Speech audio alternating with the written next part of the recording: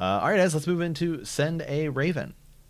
Yeah, all right. So today we have a raven from Lady Madelynn of Asshai, the Shadowbound and Mother of Danes. This is a big one. This is pretty cool. Have not really. So I think the topic of this is kind of young Griff, and we'll just get into it here. So I'm interested. I'll read this. I'll see what Sir Matt has to say here. So. Okay. Hello, sirs. I know this topic is hot and has probably been discussed before, so please forgive me if this has been settled, or if you've heard it all before or already have set opinions. I love rehashing old stuff and looking at new opinions and theories, so this is great. So thanks for taking the time to read this. I want to talk about young Griff and the why behind the opinion that he is a false dragon. I know that the quote from Quaithe is pretty damning, and honestly, if she isn't referring to him, I don't know who she is referring to. This is a big jump in the road for my opinion, I'll admit. That said, I find myself on the other end, favoring that he is actually Rhaegar and Elia's son. Let's go. I think the term fAegon has been said too often on this podcast, and I'm liking this, all right? So, first of all, I just want him to be legit because I'm a Targaryen loyalist after all.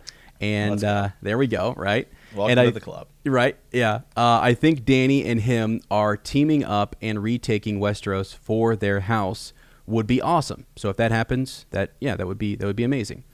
But I know that it can't be that simple. I guess I don't understand why the general consensus is that he is a false dragon unless it isn't. And I'm way off base here. Here are a couple questions I can't help but ask and thoughts I can't help but have. So, point one, Varys always works for the good of the realm. If he had any doubts about Robert or his heirs, especially if he knew of their bastard birth, but knew the Mad King had to go, is it outlandish to suggest that he may have wanted a contingency plan by switching the babies? Did he create a trilogy of Targaryens, Viserys, Dany, and Aegon, to elevate to power if a Baratheon rule causes the realm to bleed?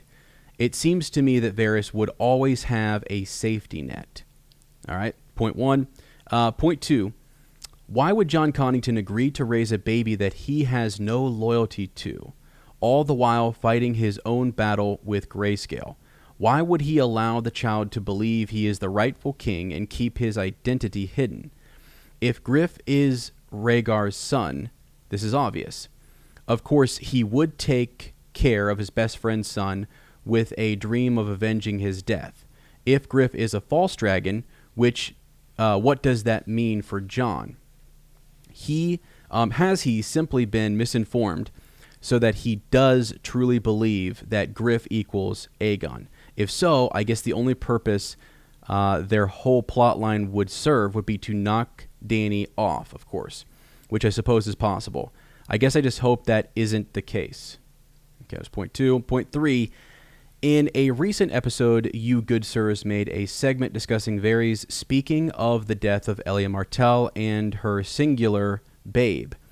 We did, yeah. We all know that Elia had 2 children, so saying babe is quite suspect.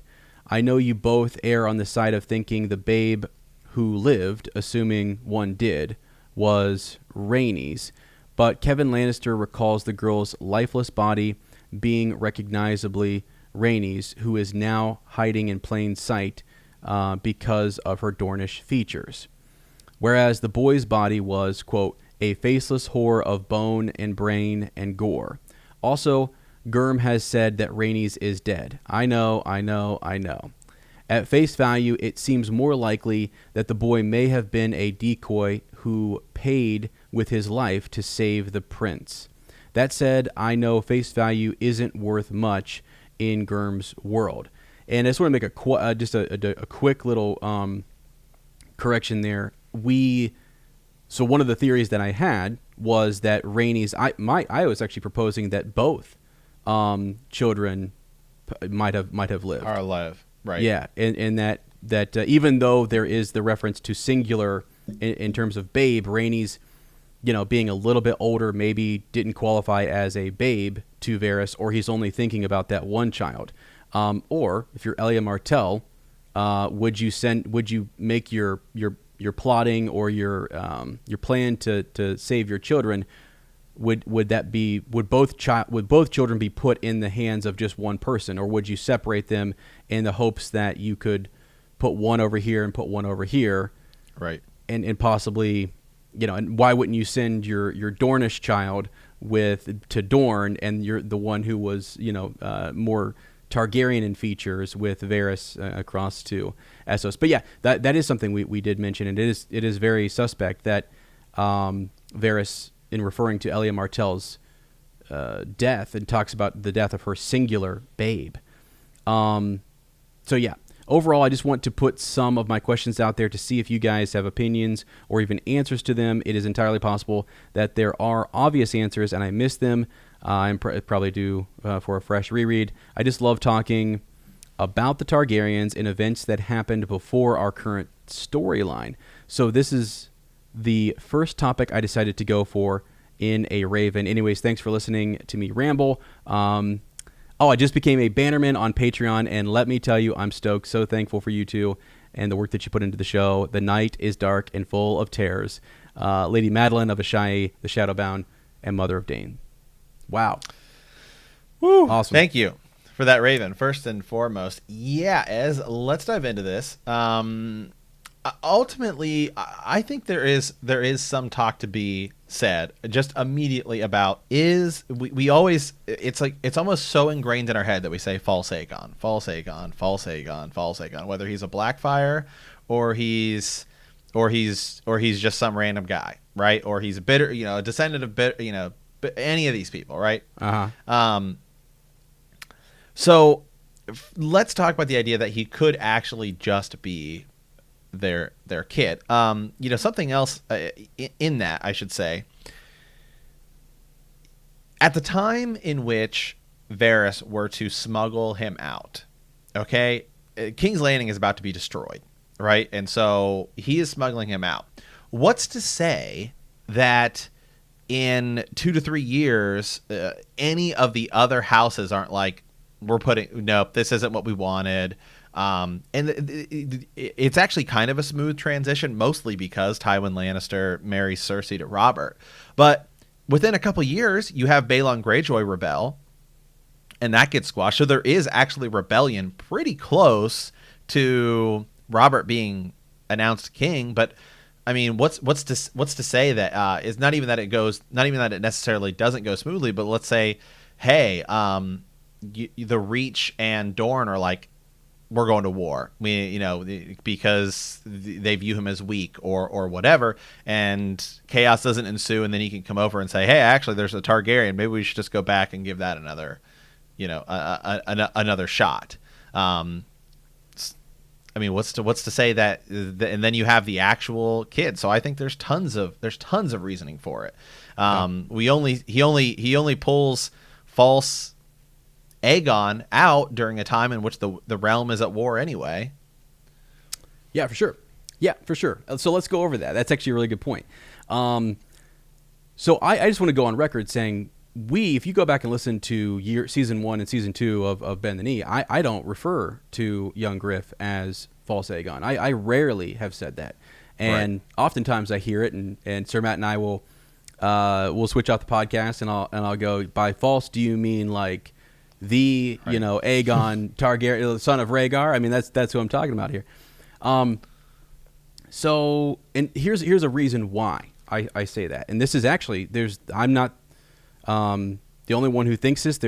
I've got a Reddit post pulled up. I've even got a Wiki of Ice and Fire pulled up here.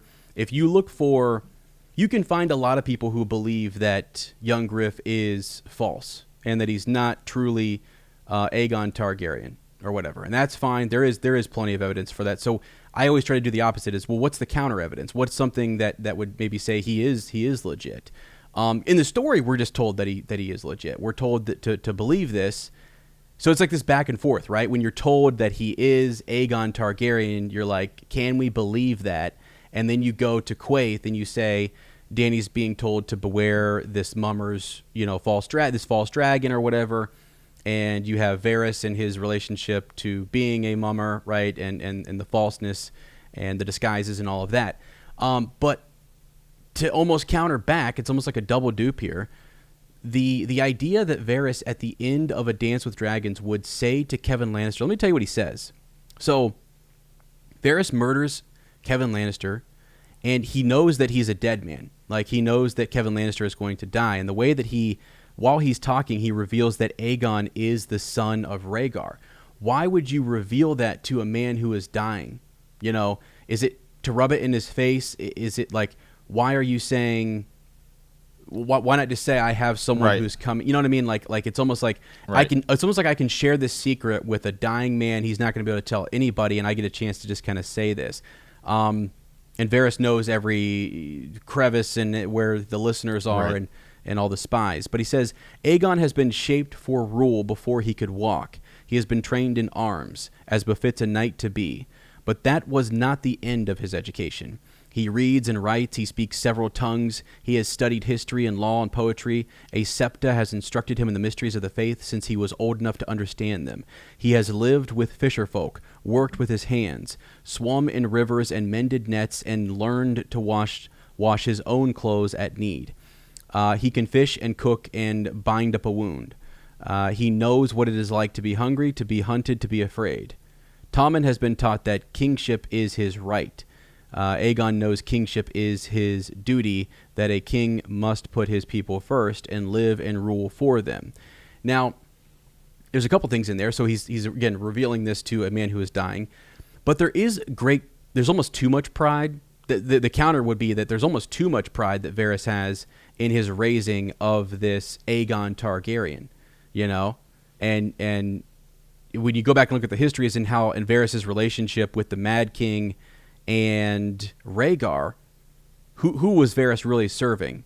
Is he serving the Mad King? Is he serving the realm? Or does he see that Rhaegar and his children possibly could be a better situation for the future of the Seven Kingdoms? Varys is just really interesting. I think he's someone who's working, again, for the good of the realm. I go back and forth on that actual quote there. He's almost too proud that he has created or fostered this Targaryen that is going to come back and rule. But then also, why call him Aegon, and why, is that just to kind of keep the facade? What is that? Why do that to a dying Kevin Lannister? Yeah, I mean, because otherwise you could really put it into and be like, I've created this guy who's going to come over, and then it's like, I'm killing you, and I've done all this, and this is, yeah, I'm with you on that. There is no reason for him not to lie there. So, in that, it also does create an interesting scenario in which Jon that does not take away from Jon at all. Mm-hmm. Young Griff does not take away at all from Jon also being, the true, a true heir or whatever. And actually, if Dany comes over, I mean, think about this: young Griff and his potential. Let's say he dies, right? Young Griff almost taking over, and Dany coming over and seeing another Targaryen die, right? It actually helps push Dany's character that much more forward. What if Cersei kills young Griff? And she's like, Cersei just killed my brother, right? Mm-hmm. Somebody I could have married, and we could have restored House Targaryen. And then that totally changes the dynamic of her and Jon, right? I mean, yeah. That could set up her and Jon actually, loving each other and being different, because I don't think Gur would do that twice. So there's a lot of cool different ways you can go with that story, with young Griff being an actual Targaryen and Rhaegar's actual son. There's a lot of things you can do with it. Yeah, for sure. Yeah, I could totally see that. Like, young Griff is important to the continuation of the Targaryens, and when there are so few, I don't think you want to. I don't think Dany's going to be more pissed if someone over in Westeros is doing God knows what. I still go back to Ariana Martell trying to create that alliance.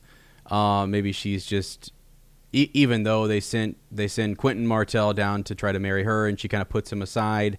Doran is still trying to get his daughter now with another Targaryen, but this Aegon. It's tough. So on that line of thought, let's explore something interesting. So if you are Elia Martell, and you've got Lewin Martell, who is in the Kingsguard, and you're setting things up here. Maybe you have your confidants, people who you can trust, and you are working with Varys to smuggle out your baby and do a switcheroo, right? And you've got a new baby in there who is killed and is unrecognizable. Your daughter, I'd have to go back and look at the exact quotes on that because I did this a long time ago, but I kind of think it was I don't know that they go over the description of her and that they say she's Rhaenys Targaryen, but I always go back to, why would you set up a plan for your one babe to leave and then not also set up a scenario where the other one would also be able to escape? Why just one? I think you would try to get both of them free and get them out. And I don't think she would set them both up through the same person. I don't think she would say, Varys, I want you to take both of my children and do whatever. No, Varys, you're going this route. And then my daughter, who is Dornish, I'm going to entrust to some of my Dornish servants or what have you, and we're going to figure out a way to get Rhaenys out. And then ultimately, we came up with a crazy kind of crackpot theory that she's still alive. You'd probably have to split them both up. And you have to split them both up anyway, because hold on, there's two kids here. One is one looks more Dornish and the other looks more white. We'll just be a dead giveaway. It'd be a total giveaway. Yeah, and so it's easier if you split them up. Just as you're saying here, because it's like it's a lot easier to send Rhaenys, who looks Dornish, to Dorne, and send young Griff somewhere else. Makes total sense. Yeah. So I don't know, and again the Rhaenys stuff, George, as I was looking it up, and this is something that Lady Madelynn had mentioned, he has said, he said once. He only said this once. When asked about Rhaenys Targaryen, he said, no, she's dead. Like almost as if he was confirming that. So that stopped all of my theories and research and stuff around that. But I don't know, though. I don't know with George. I think he's in the...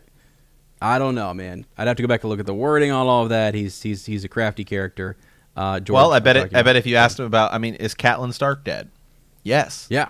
But Lady Stoneheart lives. Different. Yeah. Totally different. Exactly. Did Rhaenys die and was brought back? I don't know. And there's a lot of people believe that there's a lot of people that buy into the Jon and Mira are siblings theory, and they were, if that's the case on that theory, they were split up. So here. What's not to believe in this idea as well? So, yeah. So it's still a really, really cool conversation to have, and something to look at. There again is there's a lot more evidence suggesting that he is a false Aegon. I will totally agree with that. Yeah, I'm with you. I am with you on that too. But I like to try to find evidence on both sides just to make it kind of a fair. Just to go back and forth and look for something that George is trying to slip by us, but that light bulbs go off and you're like, holy cow, there it is. And yeah, so we're still talking about that. We're still trying to figure it out. Varys needs to tell us more. Ilario needs to tell us more. We need to learn more about Sorella, Sand or Alaris over in Old Town. I don't know what in the hell is going on there. I think that is intriguing, and we're going to learn a lot about that too. So yeah, this was great. That was a great Raven, and I'm honestly always down to talk about young Griff and look into these things a little closer. I'm going to go follow up on the Rhaenys stuff. I think I'm going to go look that up again and get back into that idea and see if I can't find more connections. So awesome.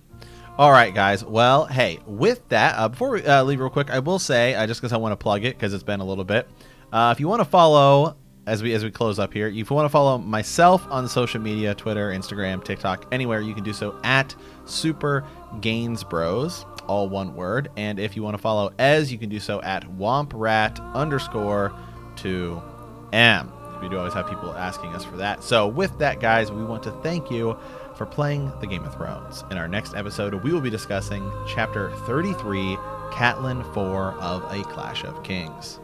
If you like our podcast, don't forget to subscribe, like us, write a review, leave a comment, or send us a raven at btkcast@gmail.com. We will see you next time, and remember that winter is coming.